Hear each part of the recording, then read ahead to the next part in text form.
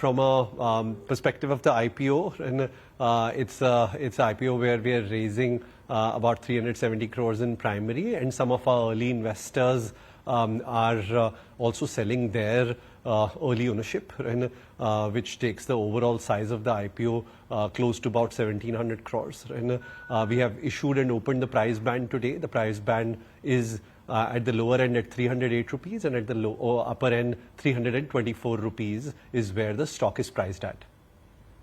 All right, and what does that value the company at? Any details? Yeah, that will value the company at slightly north of 10,000 crores. Slightly north of 10,000 crore rupees.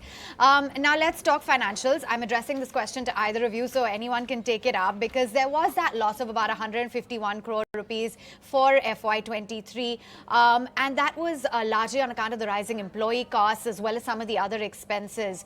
Given that we have seen your overall costs outpacing your revenue growth, it has affected the overall bottom line. So what's the plan to rein in your costs, and when do you think that you will remain sustainably profitable?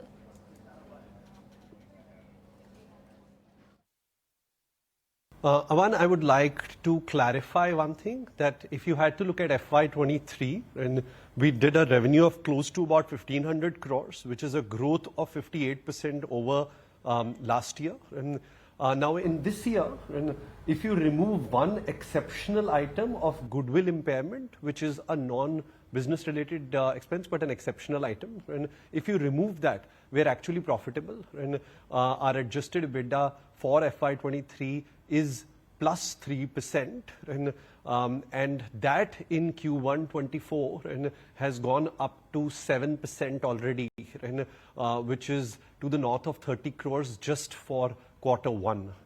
And that's something that we want to clarify, that as we are growing, and costs as a percentage are actually coming down, and because of the leverage that we're seeing in the business. Right, good to know. Costs are coming down due to the leverage in the system. But advertising as an expense, Varun, that remains a big component, close to 35.3%, if I'm not mistaken, of your overall expenditure. Will you be looking at reining in these advertising costs? And, how do you see the overall, expenditure on the cost of material, etc.?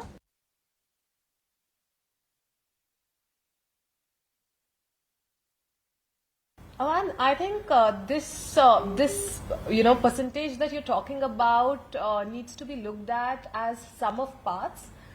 So while we have Mamaearth, which is a large enough brand, the fastest to 1,000 crores, we also have 5 other brands which are currently in investment mode.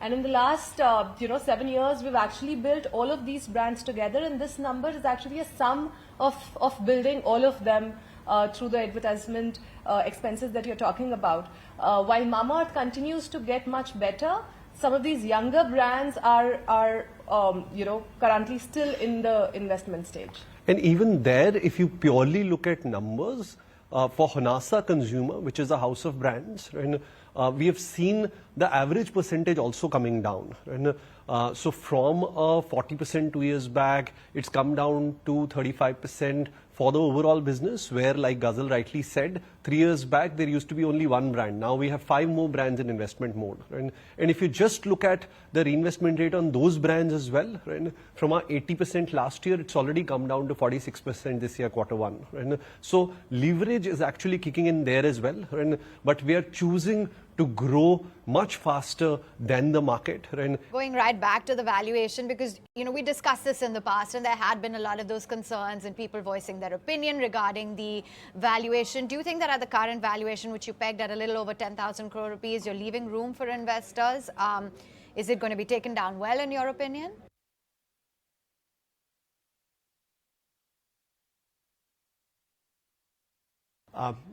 It's a process that we've also gone through, where we have met over 100 investors along with our bankers, right, basis which this number gets arrived at. It's also a number which not only captures where the company is today, right, but captures where the company potentially can be in future. And it's a fast growing company, right, which is still not at a steady state margin profile. And over years, the margin profile will continue to change and improve. And hence, if you look at it from a EV to revenue and EV to gross margin perspective, which is a better ratio to look at it from. And I think we are fairly attractively valued at this point.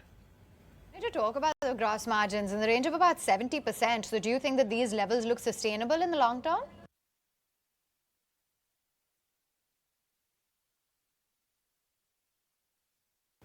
Yeah, so Ivan, these are the gross margins that we operate at, and this is what we will continue to operate at in future as well.